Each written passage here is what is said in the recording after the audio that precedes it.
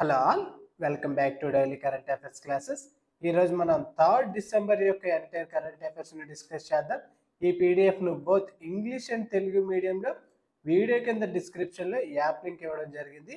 ఈ యాప్లో మనము ఈ డైలీ కరెంట్ అఫైర్స్ యొక్క పీడిఎఫ్తో పాటు డైలీగా కూడా ఈ కరెంట్ అఫైర్స్ రిలేటెడ్గా 10 మోడల్ బిట్స్ని కూడా ఫ్రీగానే అప్లోడ్ చేయడం జరుగుతుంది. ఓకే, బోత్ ఈ పీడిఎఫ్ మరియు ఈ మోడల్ బిట్స్ కూడా ఈ యాప్లో ఫ్రీగానే అప్లోడ్ చేయడం జరుగుతుంది. ఈరోజు వార్తల్లో ఉన్న ఇంపార్టెంట్ అంశాలను మనం అబ్జర్వ్ చేస్తే తాజాగా కేంద్ర ప్రభుత్వం అనేది కొన్నింటి నేమ్స్ను చేంజ్ చేయడం జరిగింది. అందులో ముఖ్యంగా ప్రధానమంత్రి కార్యాలయం ప్రైమ్ మినిస్టర్ ఆఫీస్ యొక్క నేమ్ను ఇప్పుడు సేవా తీర్థ్గా నేమ్ను మార్చడం జరిగింది. ఓకే, ఈ ప్రైమ్ మినిస్టర్ ఆఫీస్ యొక్క నేమ్ను సేవా తీర్థ్గా మార్చడం జరిగింది. సెంట్రల్ విస్టా పునర్నిర్మాణ ప్రాజెక్టులో భాగంగా కొత్తగా ఈ పిఎంఓ భవనాన్ని నిర్మించడం జరుగుతుంది. ఈ పిఎంఓ భవన సముదాయానికి ఇప్పుడు సేవా తీర్థ అనే పేరును పెట్టడం జరిగింది. ఇప్పటి వరకు కూడా ఈ భవనాలను పిఎంఓగా పిలవడం జరిగింది, అంటే ప్రైమ్ మినిస్టర్ ఆఫీస్గా దీన్ని పిలవడం జరిగింది. కానీ ఇప్పటి నుంచి వీటి యొక్క నేమ్ను సేవా తీర్థగా మార్చడం జరిగింది. ఈ నేమ్ చేంజ్ చేయడం వెనుక ముఖ్య ఉద్దేశం ఏమిటి అంటే పరిపాలనలో అధికార భావం లేకుండా సేవా స్ఫూర్తి, బాధ్యతాయుతమైన పాలనను ప్రతిబింబించడం కోసం సేవా తీర్థగా ఈ నేమ్ను చేంజ్ చేయడం జరిగింది. దీంతో పాటుగా ఈ పిఎంఓ నేమ్ చేంజ్తో పాటుగా రాజ్ భవన్ కూడా ఇప్పుడు లోక్ భవన్గా పిలవడం జరుగుతుంది. ఓకే, రాజ్ భవన్ను ఇప్పుడు లోక్ భవన్గా పిలవడం జరుగుతుంది. గవర్నర్ నివాసమైన ఈ రాజ్ భవన్ను ఇప్పటి నుంచి లోక్ భవన్గా పిలవడం జరుగుతుంది. అదే లెఫ్టినెంట్ గవర్నర్ నివాసమైన రాజ్ నివాస్ను లోక్ నివాస్గా పిలవడం జరుగుతుంది. ఓకే, గవర్నర్ నివసించిన భవనాన్ని రాజ్ భవన్గా పిలవడం జరుగుతుంది కదా, ఈ భవనాన్ని ఇప్పటి నుంచి లోక్ భవన్గా పిలవడం జరుగుతుంది. అదే లెఫ్టినెంట్ గవర్నర్ నివాసమైన రాజ్ నివాస్ను లోక్ నివాస్గా పిలవడం జరుగుతుంది. ఓకే, ఇక్కడ ఈ కన్ఫ్యూజన్ లేకుండా ఎగ్జామ్ పర్స్పెక్టివ్లో గుర్తుపెట్టుకోండి. ఓకే, రాజ్ భవన్ను లోక్ భవన్గా, రాజ్ నివాస్ను లోక్ నివాస్గా ఇక్కడ మార్పు చేయడం జరిగింది. ఈ రాజ్ అనే పదం బ్రిటిష్ వలస పాలన గుర్తు చేయడం జరుగుతుంది. ఓకే, ఇక్కడ ఈ రాజ్ అనే పదం అనేది బ్రిటిష్ వలస పాలన గుర్తు చేయడం జరుగుతుంది. సో ఈ రాజ్ ప్లేస్లో ఇప్పుడు లోక్, ప్రజాస్వామ్యానికి సూచించే పదం, ప్రజల పాలనకు ప్రాధాన్యతనిస్తూ లోక్గా ఇక్కడ మార్చడం జరిగింది. ఓకే, మన ఎగ్జామ్ పర్స్పెక్టివ్లో రాజ్ భవన్ని ఇప్పుడు కొత్తగా ఏ నేమ్తో పిలవడం జరుగుతుంది అంటే లోక్ భవన్ పేరుతో పిలవడం జరుగుతుంది. అదే రాజ్ నివాస్ని అయితే లోక్ నివాస్గా పిలవడం జరుగుతుంది. ఈ పేర్లు మార్పు వెనుక ముఖ్య కారణం మనం అబ్జర్వ్ చేస్తే 2022 ఆగస్టు 15వ తేదీన నరేంద్ర మోదీ గారు పంచ్ ప్రాణ్ను ప్రకటించడం జరిగింది. ఈ పంచ్ ప్రాణ్లో ఒకటి ఈ వలస బానిసత్వ ఆనవాళ్ళను పూర్తిగా తొలగించడం కోసం ఈ బ్రిటిష్ పాలనలో ఉన్న నేమ్స్ అన్నింటినీ కూడా ఇప్పుడు నేమ్ను చేంజ్ చేయడం జరుగుతుంది. అందులో ముఖ్యంగా ఆల్రెడీ రాజ్పాత్ను కర్తవ్యపాత్గా మార్చడం జరిగింది. దీంతో పాటుగా రేస్ కోర్స్ రోడ్ను లోక్ కళ్యాణ్ మార్క్గా మరియు భారత నౌకాదళ పతాకం నుండి సెయింట్ జార్జ్ క్రాస్ను తొలగించడం జరిగింది. ఓకే, ఈ నౌకాదళ పతాకాన్ని మాడిఫై చేయడం జరిగింది. దీంతో పాటుగా ఐపీసీను బిఎన్ఎస్గా, సిఆర్పిసిను బిఎన్ఎస్ఎస్గా, ఇండియన్ ఎవిడెన్స్ యాక్ట్ను బిఎస్ఏగా మార్పు చేయడం జరిగింది. ఇప్పుడు ఈ రాజ్ భవన్ను లోక్ భవన్గా నేమ్ను చేంజ్ చేయడం జరిగింది. ఇక్కడ మన ఎగ్జామ్ పర్స్పెక్టివ్లో ఈ నేమ్ చేంజెస్ కూడా చాలా చాలా ఇంపార్టెంట్. నెక్స్ట్ డిఫెన్స్ రిలేటెడ్గా ఉన్న ఇంపార్టెంట్ ఇష్యూని అబ్జర్వ్ చేస్తే ఫైటర్ ఎయిర్ క్రాఫ్ట్ ఎస్కేప్ సిస్టమ్ను తాజాగా డిఆర్డిఓ అనేది పరీక్షించడం జరిగింది. ఓకే, డిఆర్డిఓ అనేది తాజాగా విజయవంతంగా ఫైటర్ విమానాల ఎస్కేప్ సిస్టమ్, ఎజెక్షన్ లేదా ఎస్కేప్ సిస్టమ్ కోసం హై స్పీడ్ రాకెట్ స్లెడ్జ్ పరీక్షను నిర్వహించడం జరిగింది. ఎందుకోసం ఇప్పుడు ఈ ఫైటర్ క్రాఫ్ట్ ఎస్కేప్ సిస్టమ్ను పరీక్షించడం జరిగింది అంటే తాజాగా దుబాయ్ ఎయిర్ షోలో మరి యొక్క ఫైటర్ క్రాఫ్ట్ అయిన తేజస్ అనేది కుప్పకూలడం జరిగింది. ఓకే, తేజస్ అనేది కుప్పకూలడం జరిగింది. దీంతో పాటుగా ఈ పైలట్ కూడా మరణించడం జరిగింది. అక్కడికక్కడే ఈ పైలట్ కూడా మరణించడం జరిగింది.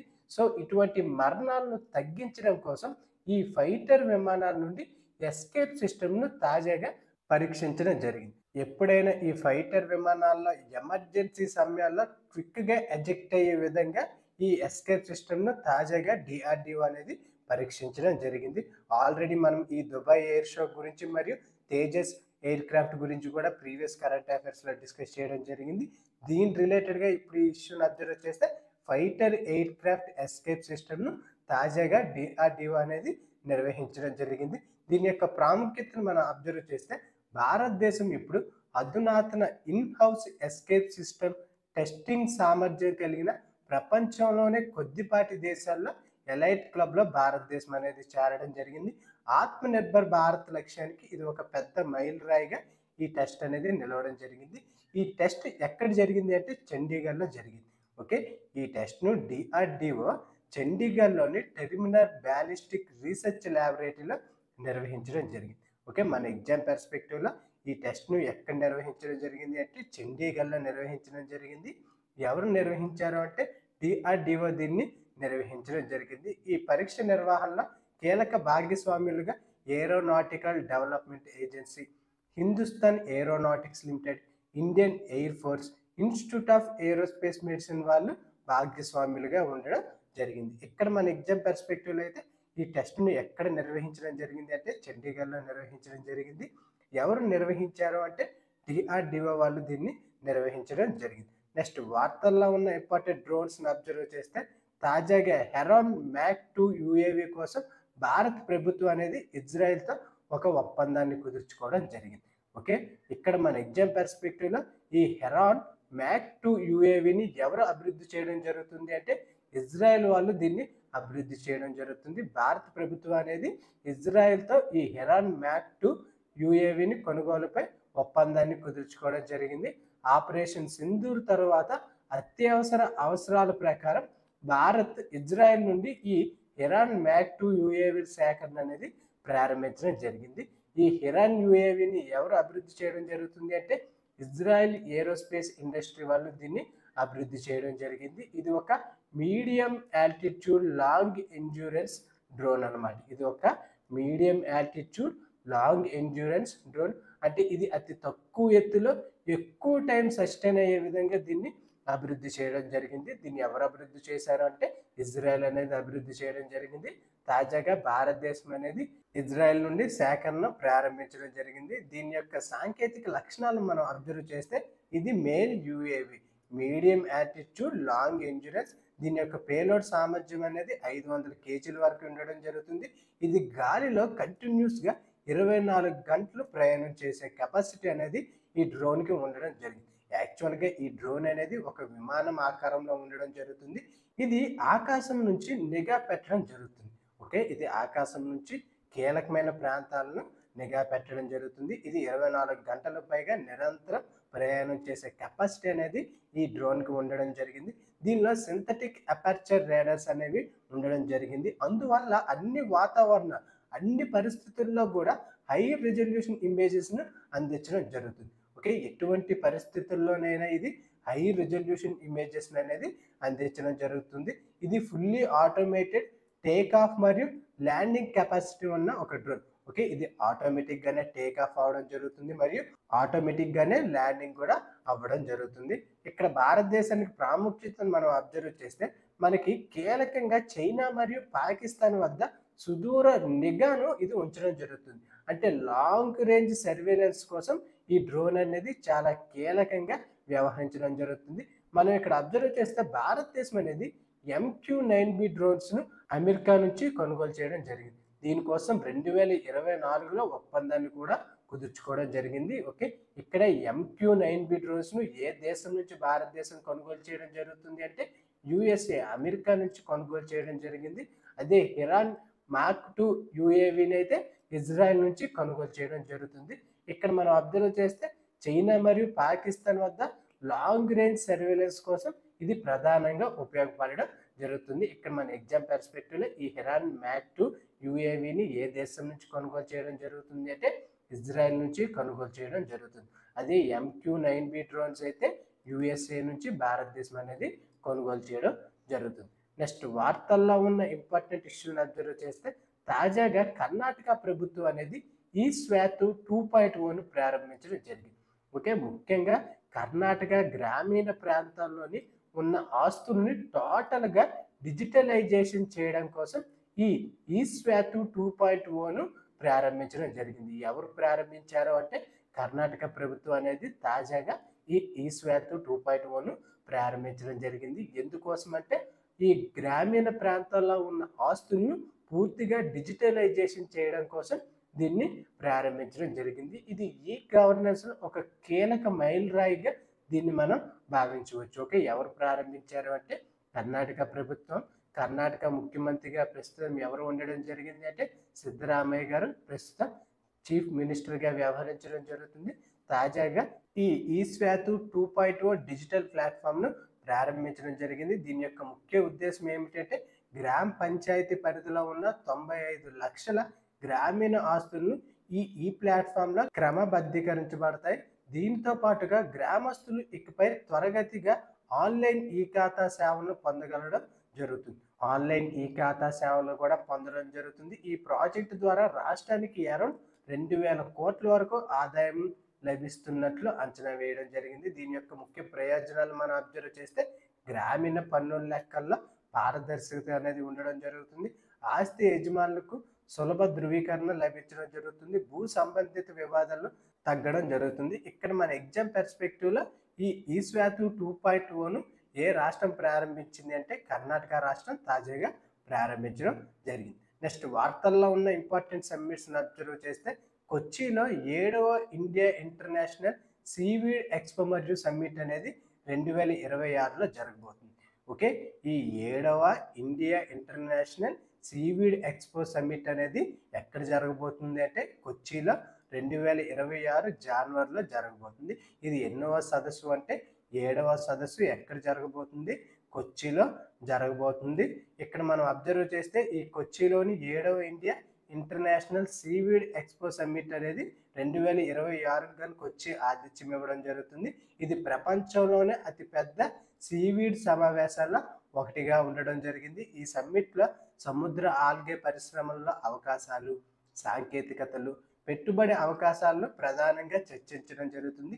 ఈ ఈవెంట్లో భారతదేశం యొక్క బ్లూ ఎకానమీపై పెరుగుతున్న ప్రాధాన్యతను చూపడం జరుగుతుంది. ముఖ్యంగా ఈ సమ్మిట్లో ఏ దేశాల వాళ్ళు పార్టిసిపేట్ చేయడం జరుగుతుంది అంటే బ్రెజిల్, శ్రీలంక, నెదర్లాండ్స్, స్వీడన్ సహా అనేక దేశాలు ఇందులో పార్టిసిపేట్ చేయడం జరుగుతుంది. ఇక్కడ మన ఎగ్జామ్ పర్స్పెక్టివ్లో ఈ Indian international seaweed expo summit అనేది ఎక్కడ జరగబోతుంది అంటే కొచ్చిలో జరగబోతుంది. ఎన్నో సదస్సు అంటే ఇది 7వ సదస్సు. నెక్స్ట్ వార్తల్లో ఉన్న ఇంపార్టెంట్ ఫెస్టివల్ అబ్జర్వ్ చేస్తే తాజాగా 36వ కోనార్క్ ఉత్సవం మరియు 15వ అంతర్జాతీయ ఇసుక కళా ఉత్సవం అనేది కోనార్క్ ఒడిస్సాలో ప్రారంభం అవ్వడం జరిగింది. ఓకే, ఈ 36వ కోనార్క్ ఉత్సవం మరియు 15వ అంతర్జాతీయ ఇసుక కళా ఉత్సవం అనేది ఎక్కడ ప్రారంభం అవ్వడం జరిగింది అంటే ఒడిస్సాలోని కోనార్క్ వద్ద ఈ ఫెస్టివల్స్ అనేవి ప్రారంభం అవ్వడం జరిగింది.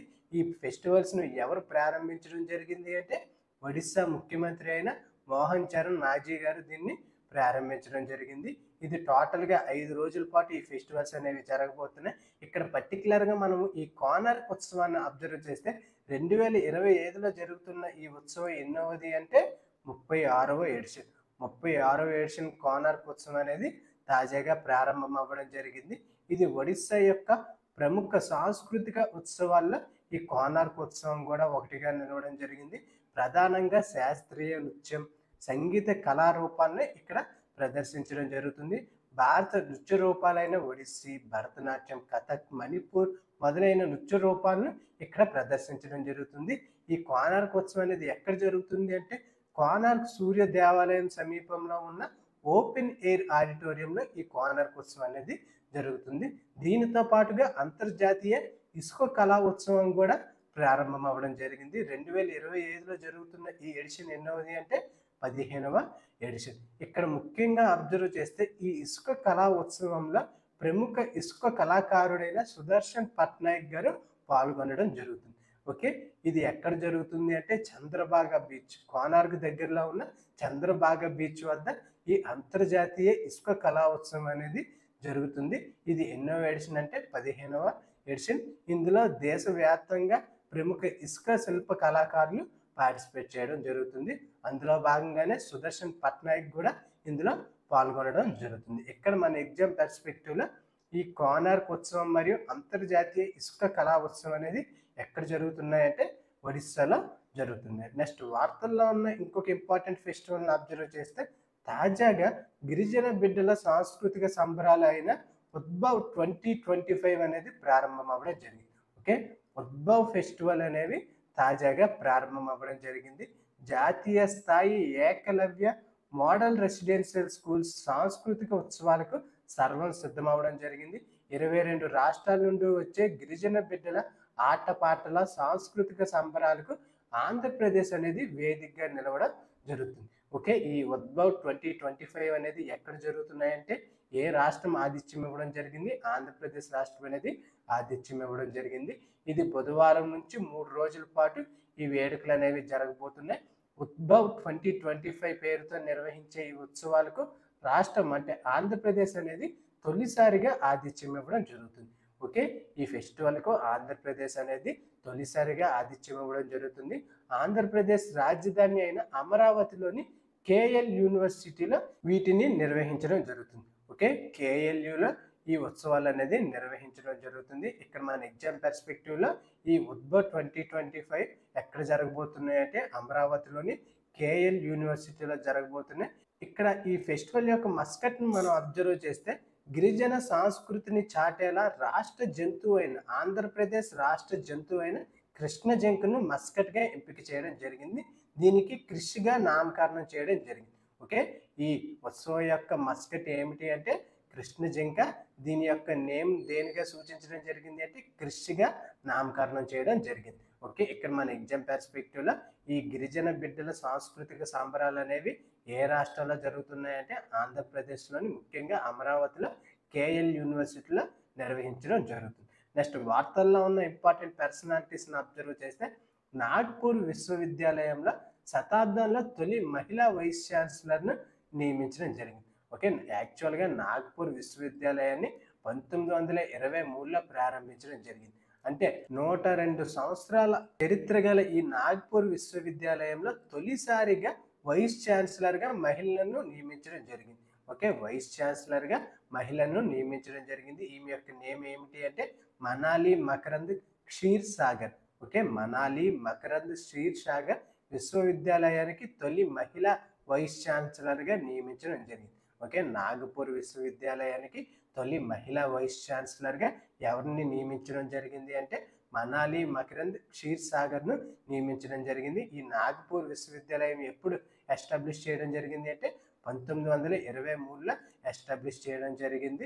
ఈ నియామకం అనేది శతాబ్ద కాల విశ్వవిద్యాలయ చరిత్రలో ఒక పరివర్తనాత్మక ఘట్టంగా పరిగణించబడడం జరుగుతుంది. ఓకే, అందువల్ల మన ఎగ్జామ్ పర్స్పెక్టివ్లో కూడా ఇష్యూ అనేది చాలా చాలా ఇంపార్టెంట్. నెక్స్ట్ వార్తల్లో ఉన్న ఇంపార్టెంట్ అవార్డ్స్ని అబ్జర్వ్ చేస్తే తాజాగా మిసైల్ ఉమెన్ ఆఫ్ ఇండియాగా పిలువబడే టెస్సీ గారు డాక్టర్ ఫౌలాస్ మార్క్ గ్రెగోరియస్ అవార్డును గెలుపొందడం జరిగింది. 2025 గాను డాక్టర్ ఫౌలాస్ మార్క్ గ్రెగోరియస్ అవార్డును ఎవరు గెలుపొందడం జరిగింది అంటే missile women of India Tessy Thomas గారు గెలుపొందడం జరిగింది. భారతదేశం యొక్క ప్రముఖ శాస్త్రవేత్త అయిన టెస్సీకు డాక్టర్ ఫౌలాస్ మార్క్ గ్రెగోరియస్ అవార్డు 2025ను ప్రదానం చేయడం జరిగింది. ఈమెకు ఈ అవార్డు రావడానికి ముఖ్య కారణాలు మనం అబ్జర్వ్ చేస్తే రక్షణ పరిశోధన మరియు క్షిపణి అభివృద్ధి రంగాల్లో ఈమె అపూర్వమైన సేవలను అందించడం జరిగింది. దీర్ఘ శ్రేణి బ్యాలిస్టిక్ క్షిపణి టెక్నాలజీలో కీలక పాత్ర వహించడం జరిగింది. భారత రక్షణ సామర్థ్యాలను బలోపేతం చేయడంలో ఈమె చాలా కీలకంగా వ్యవహరించడం జరిగింది.